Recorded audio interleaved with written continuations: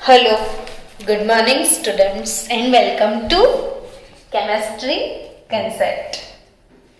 Chemistry concept में धीरे धीरे जो हमारी सिलेबस को हम आगे बढ़ा रहे हैं उसमें कल हम सीख रहे थे some important compounds of sodium, जिसमें अपने वॉशिंग सोडा ये कवर किया था ना कल। बच्चों बताओ ना, वॉशिंग सोडा का फॉर्मूला क्या है? Na2CO3 into 10H2O। पूरा बोलना ना, नहीं तो आप सिर्फ Na2CO3 बोलोगे तो वो हो जाएगा सोडा एश। यस, चलो आज क्या बनाते हैं? तो कल क्या बनाया था? वॉशिंग सोडा, बेकिंग सोडा भी बनाया था। आज कॉस्टिक सोडा बना दे। यस, कौन सा सोडा बनाएंगे? Caustic soda. और फॉर्मूला NaOH, सोहा, सोडियम हाइड्रोक्साइड। सोहा, सोडियम हाइड्रोक्साइड। क्यों इतना तकलीफ उठा रहा है? सोहा, sodium hydroxide is generally prepared commercially by the electrolysis of sodium chloride in Kastner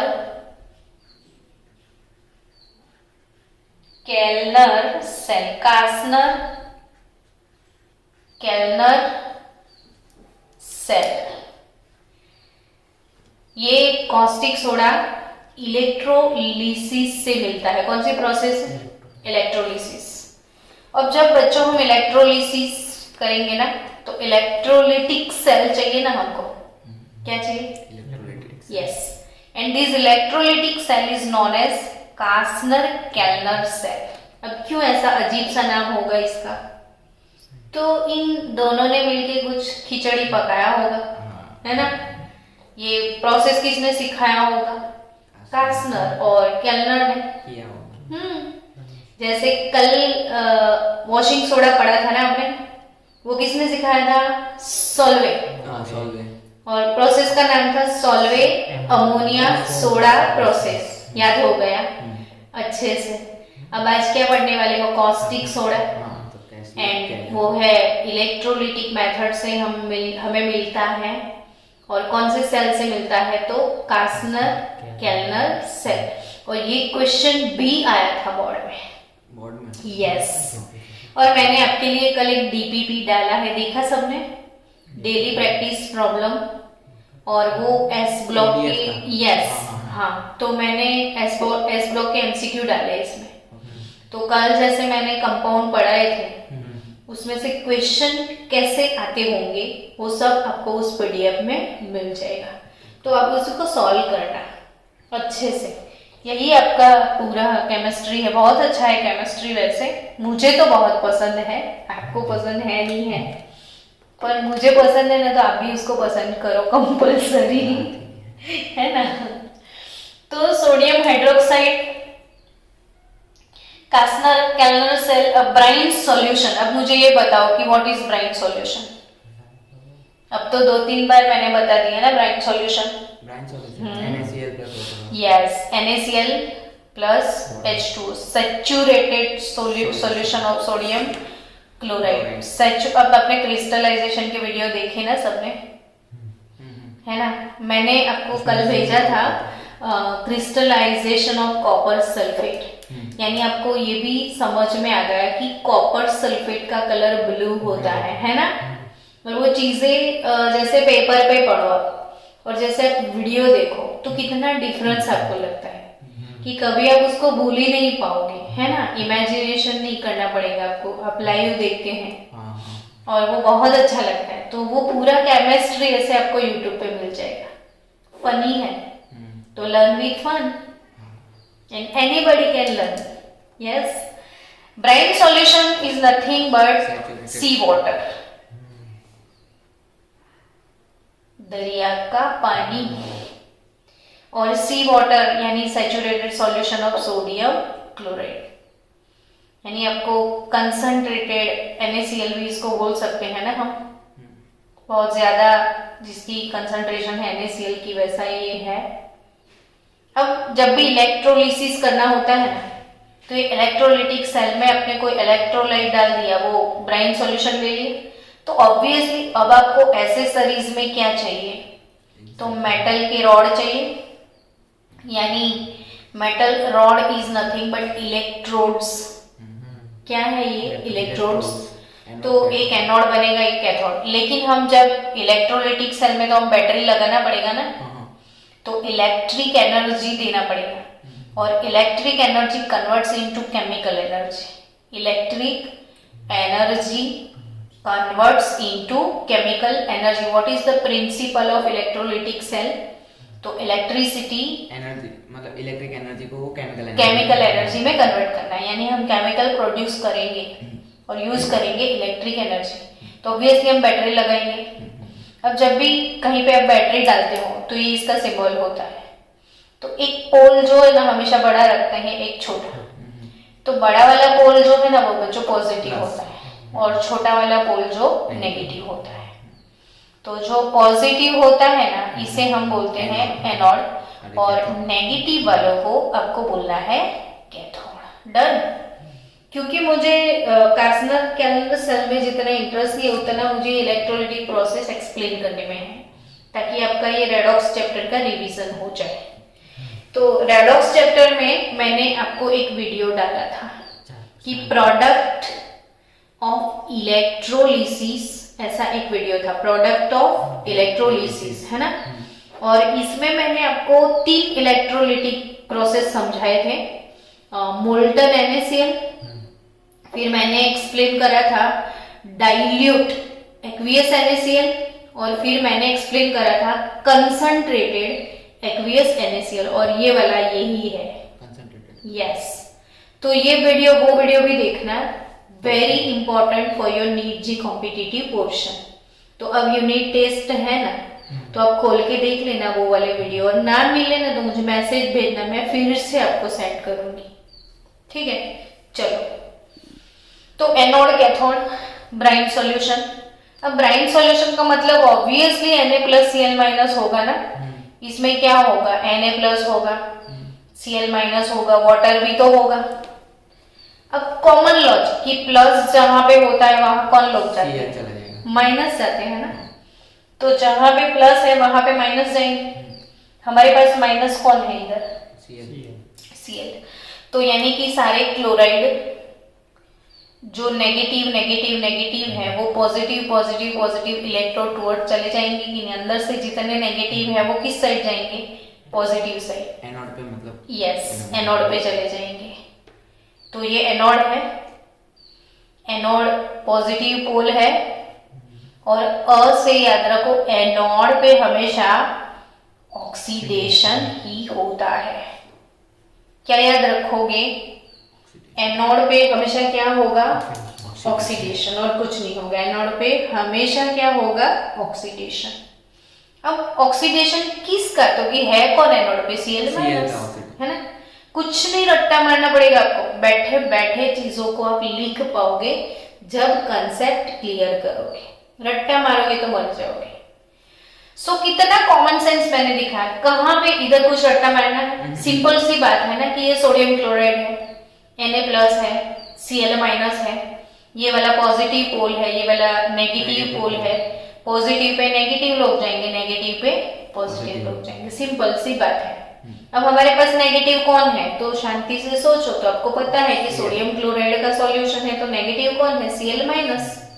negative लोग पॉजिटिव पे जाएंगे ना, तो एनोड पे कौन चला गया? Cl-। बस अब आपको कष्ट कहाँ उठाना है? इसका ऑक्सीडेशन का इक्वेशन आपको आता है कि नहीं? तो ऑक्सीडेशन का मतलब क्या? इलेक्ट्रॉन गेन लूज करना। फिर से भूल गया। अरे मैम ये कंफ्यूजन हो जाता है। नहीं, इलेक्ट्रॉन लूज करोगे तो ऑक्सीडेशन, और इलेक्ट्रॉन गेन करोगे तो रिडक्शन। अब तो भूल जाता है ना, तो कोई छोटा सा पोएम बना ले, है ना। गेन तो रिडक्शन ना, गेरुआ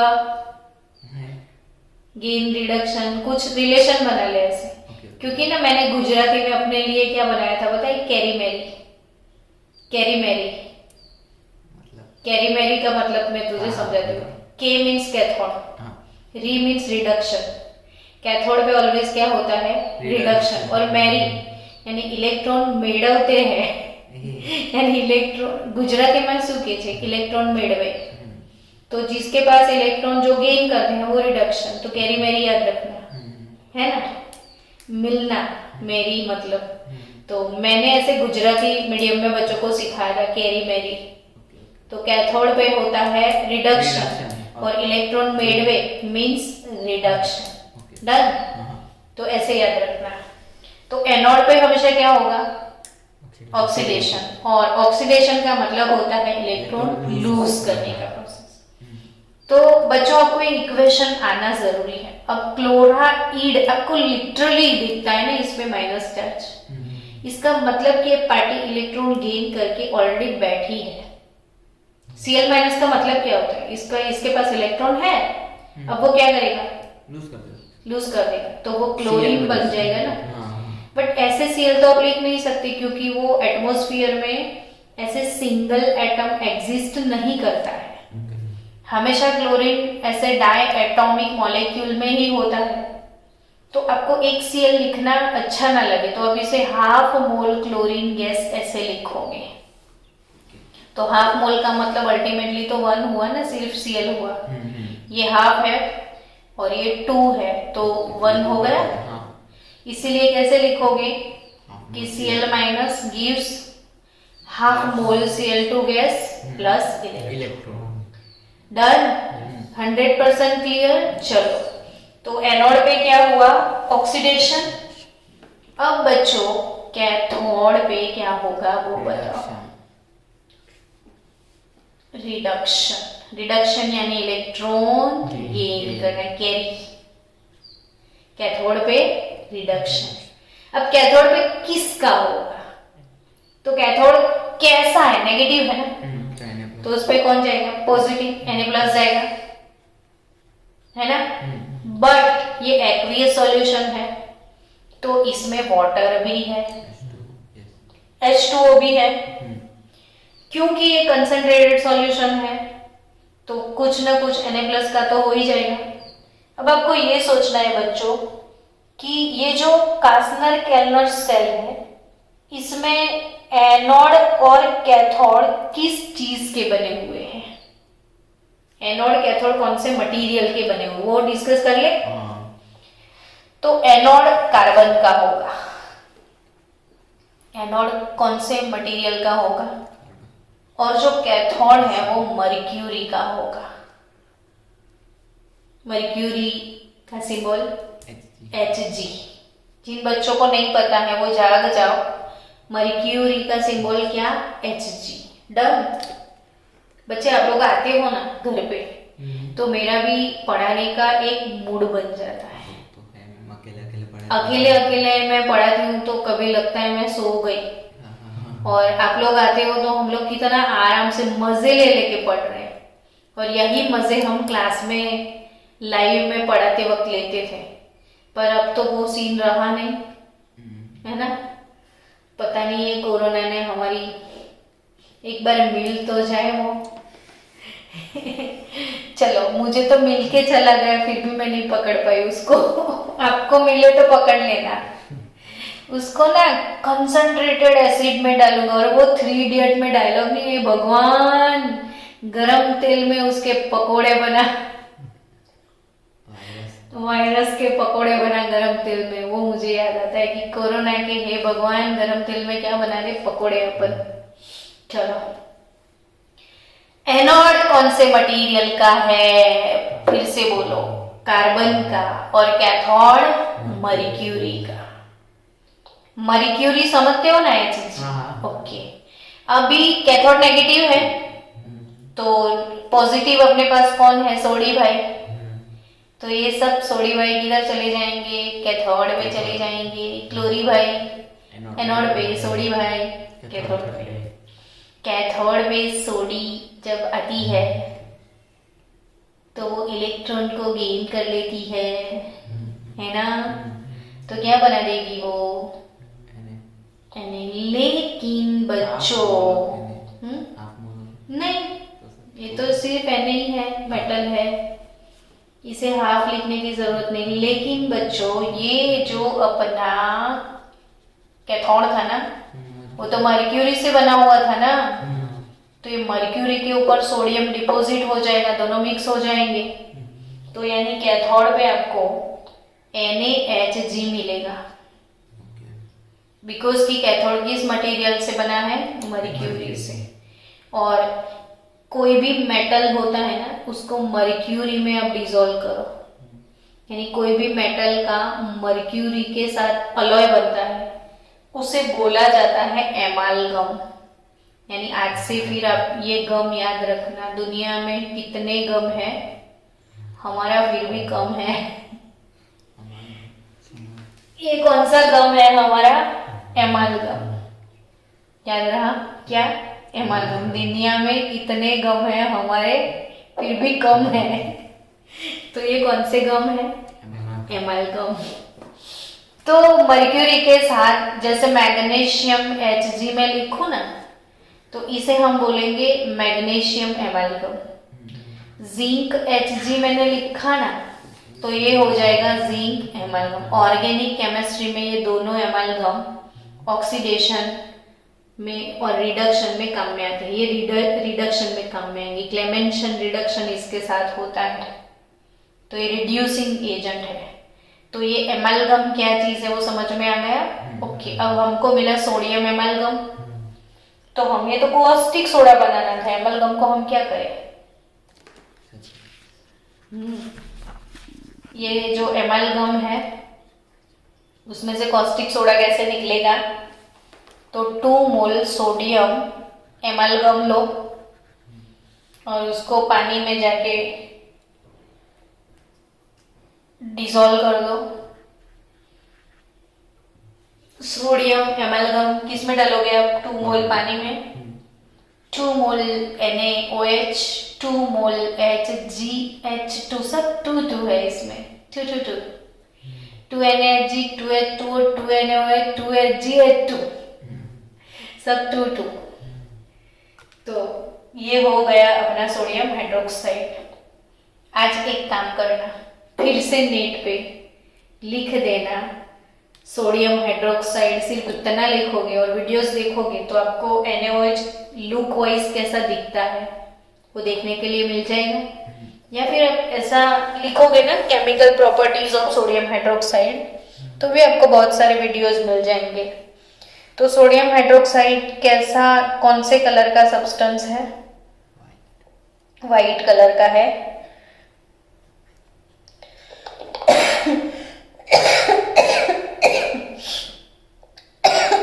सॉरी।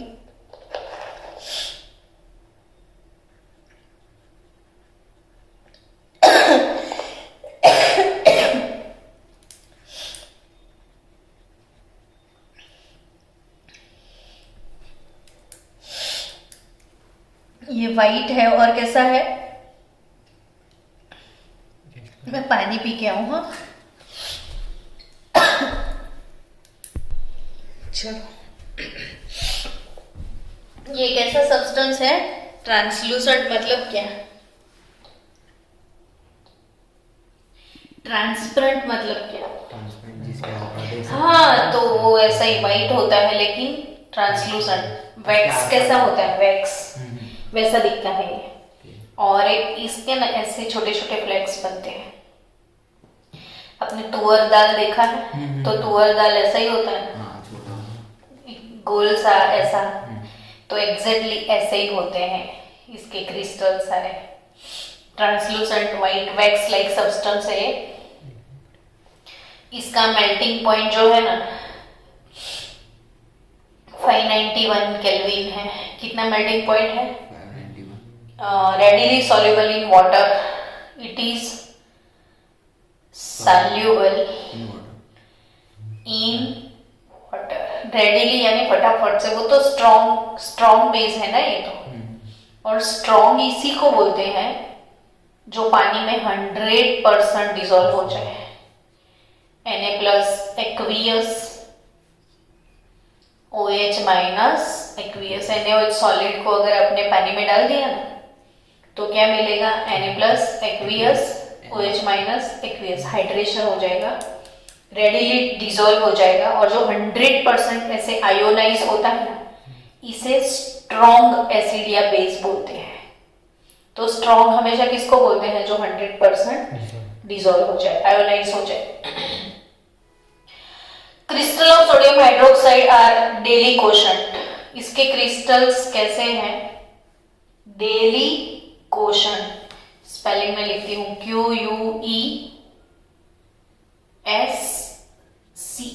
Daily quotient. इसका मतलब क्या, अब आप पढ़ोगे टेक्स्ट बुक में तो समझ नहीं आएगा, तो वापिस आप मुझसे पूछोगे तो मैं अभी बता देती हूँ कि डेली कोशंट का मतलब होता है हाइग्रोस्कोपिक। अब आप ये पूछोगे ये भी नहीं पता है, तो मैंने कल ही बोला था, याद करो अच्छे से। यस, हाइग्रोस्कोपिक डेली कोशंट यानी कि वो एटमॉस्फेयर से मॉइस्चर को एब्जॉर्ब करता है, जिसकी एटमॉस्फेरिक मॉइस्चर को एब्जॉर्ब करने की कैपेसिटी बहुत ज्यादा है। इसे डेली कोशंट और क्या बोला जाता है, मतलब इसे ऐसे हाथ में रखोगे ना, इसके वो छोटी छोटी दाल, और ऐसे खड़े रहोगे तो एटमॉस्फेरिक मॉइस्चर वो एब्जॉर्ब करने लग जाएगा हाथ में भी, और हाथ में वो मॉइस्चर में डिसॉल्व होके यहाँ पे पूरा लिक्विड बन जाएगा और आपका हाथ भी जल जाएगा, क्योंकि वो स्ट्रॉन्ग है, स्ट्रॉन्ग बेस तो है ना, तो जलने लगेगा आपको हाथ में। तो ये डेली कोशंट मतलब क्या है, इसके क्रिस्टल फटाफट से क्या एब्जॉर्ब कर जाते हैं, मॉइस्चर, इसीलिए डिब्बे में रखना पड़ता है इसे। The sodium hydroxide solution at the surface react with CO2 in the atmosphere to form NO2CO3। हाथ में खुला रख दिया, उसने मॉइस्चर एब्जॉर्ब कर लिया, और एटमॉस्फेयर से इसे कौन सा गैस बहुत पसंद है एब्जॉर्ब करना, CO2, और वो एटमॉस्फेरिक CO2 को एब्जॉर्ब करके क्या बनाएगा, Na2CO3। मैंने इक्वेशन बैलेंस इक्वेशन नहीं बनाया केमिकल, जस्ट आपको सिखाया कि NaOH किसमें कौन से गैस को एब्जॉर्ब करता है, CO2 गैस को, और बनाता क्या है एटमॉस्फेयर में, Na2CO3। चलो Na2CO3 के यूजेस फटाफट खत्म कर ले अब, ताकि आज का लेक्चर खत्म हो। तो कॉस्टिक सोडा सौंप बनाने में, सैपोनिफिकेशन में यूज होता है, साबु इनसे ही बनते हैं। फिर caustic soda paper and artificial silk, duplicate silk जिसको रेप्लिका बोलते हैं ना, ये then a number of chemical इससे प्रोड्यूस होते हैं। क्या, नंबर ऑफ केमिकल, यानी सो मैनी केमिकल सब्सटेंस के प्रोडक्शन में NaOH यूज होता है। फिर NaOH पेट्रोलियम रिफाइनिंग में यूज होता है। किसमें यूज होता है, ये अब तो इजी गोइंग टॉपिक है, ये तो पढ़ लोगे ना यूजेस, तो फिर भी एक बार बता दूं ताकि आपको टेक्स्ट बुक ना पढ़ो और वीडियो देख लो तो भी काम हो जाए। सौंप इंडस्ट्री, सौंप बनाने में, पेपर एंड आर्टिफिशियल सिल्क में नंबर ऑफ केमिकल इससे प्रोड्यूस होते हैं, और पेट्रोलियम रिफाइनिंग में यूज होता है। टेक्सटाइल इंडस्ट्री में फॉर मर्सराइजिंग कॉटन फैब्रिक, कौन सा वर्ड यूज किया है, मर्सराइजिंग कॉटन, यस, मर्सराइजिंग कॉटन फैब्रिक। तो कॉटन फैब्रिक जो होता है ना बच्चों, ये कॉटन फैब्रिक, जैसे आपने लिनन का देखा हो ना, प्योर लिनन की चीजें, लिनन यानी खादी, या गांधी बापू ने जो बनाया है वो प्योर कॉटन। तो उसके ऐसे आप हाथ, मतलब इसके सरफेस ऐसे रब करोगे ना तो थोड़ा आपको हार्ड लगेगा सरफेस, और थोड़ा मतलब हाथ पे चुभेगा।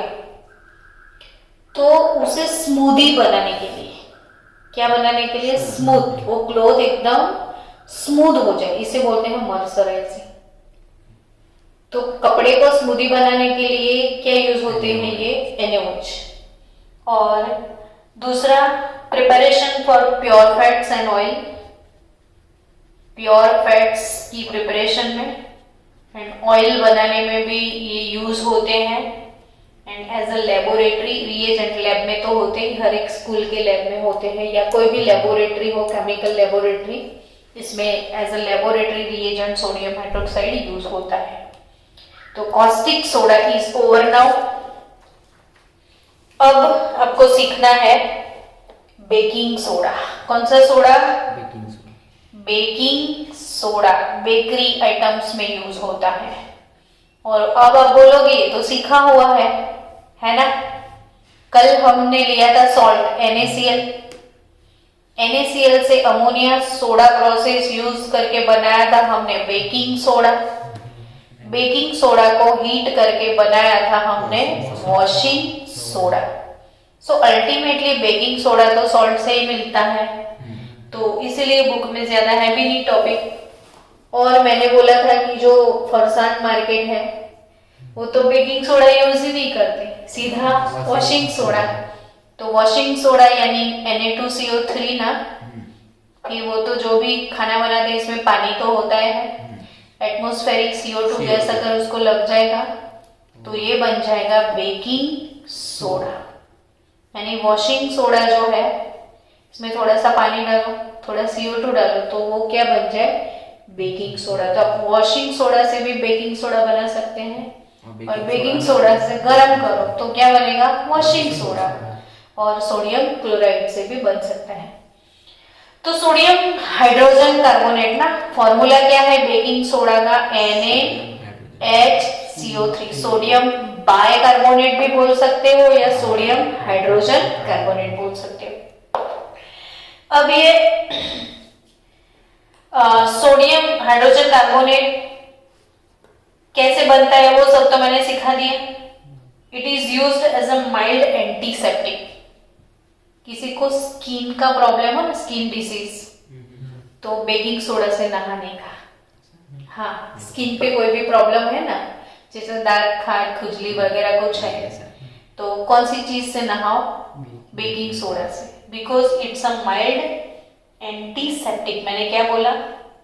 ये क्या है? माइल्ड एंटीसेप्टिक वो होते हैं जो सेप्टिक डिसीज आपको लग गए स्किन वगैरह पे, तो इसके लिए जो लोशन हम यूज करते हैं स्किन के ऊपर, जैसे Soframycin, Furacin, Boroline antiseptic cream, Bachchan की एडवर्टाइज आती है ना, सफेद टीका, तो वो बोरोलिन एंटीसेप्टिक। तो यानी स्किन पे कुछ अप्लाई करते हो, एक्सटर्नल यूज खाली। हाँ, अगर इंटरनल यूज है ना तो वो एंटीबायोटिक। आप कुछ पिल्स ले रहे हो, बॉडी के अंदर डालते हो तो वो एंटीबायोटिक। और कुछ स्किन पे बाहर मतलब एक्सटर्नल यूज करते हो तो वो एंटीसेप्टिक। और घर में पोछा लगाते हो जैसे फिनाइल, लाइजॉल, तो वो है डिसइंफेक्टेंट। ये तीनों का मैंने डिफरेंस आपको एक्सप्लेन किया है ना। स्टमक के अंदर गया तो एंटीबायोटिक, बॉडी के बाहर लगाया तो एंटीसेप्टिक, और घर में पोछा लगाया तो डिसइंफेक्टेंट, है ना। तीनों का काम तो सेम है। सो ये it is used as a mild antiseptic, also for skin infections, and it is used in fire extinguisher. दूसरा किस चीज में यूज होता है? Fire extinguisher. तो एक्सटिंग्विशर्स, GUISHERS, फायर एक्सटिंग्विशर्स में यूज। ये तो पता है ना फायर एक्सटिंग्विशर्स क्या होते हैं। अभी जैसे सूरत में नहीं वो कांड हुआ था, सब बच्चे जल गए थे, तब हर एक इंस्टीट्यूट पे वो बॉटल लगवाए थे रेड वाले कि कहीं आग लगे। काश वो इंस्टीट्यूट में फायर एक्सटिंग्विशर लगे होते तो वो आग बुझा सकता था। और इतने सारे बच्चे ऐसे जल के नहीं, देखा ना आपने सूरत वाला कांड, याद है ना? वो 60 बच्चे ट्यूशन क्लास में पढ़ रहे थे और आग लग गई और सारे बच्चे अंदर रूम में जल गए, तो वो वाला सीन। तो फायर एक्सटिंग्विशर यानी आग बुझाने के अंदर ये बेकिंग सोडा यूज होता है। और घर में इडली ढोकला जो भी बनाते हो, भजिया वगैरह सब, तो इसमें क्या डालते हो आप? Baking soda. तो बेकिंग सोडा अपने भजिए में या किसी भी चीज में डाल दिए, फिर आपको उसको तो बॉईल करोगे ना, पकाओगे, यानी आपको हीट कर लिया आपने, तो ऑब्वियसली इसमें से कौन सा गैस रिलीज होगा?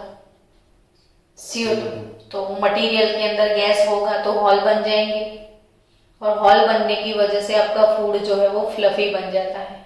यानी खमन आपने देखा है, स्पॉन्जी खमन है, केक है, तो वो सब स्पॉन्जी होता है ना? तो वो किसकी वजह से? Baking soda. क्योंकि वो कौन सा गैस निकलता है? तो due to that CO2 gas अंदर बबल्स बनते हैं ना बहुत सारे, और बबल्स की वजह से फूड कैसा हो जाता है? फ्लफी हो जाता है। तो ये यूज है बेकिंग सोडा का। तो हो गया खत्म सोडियम के कंपाउंड। अब बचा क्या topic? Biological importance of sodium and potassium. वो है सोडियम पोटेशियम पंप, जो कि मैं कल आपको सिखाऊंगी। और उसके बाद इसमें बायोलॉजिकल इंपॉर्टेंट ऑफ क्या है? मैग्नीशियम, और सेकेंड ग्रुप के जो यूजेस है सबके, वो सारे कल मैं कवर कर लूंगी। तो कल के टॉपिक में अभी भी ग्रुप नंबर 2 नहीं बाकी है, ग्रुप नंबर 2 के केमिकल प्रॉपर्टीज बाकी है ना, अभी तो लंबा है ये चैप्टर वैसे, तो कल हो जाएगा आपका। ठीक है, चलो स्टूडेंट्स,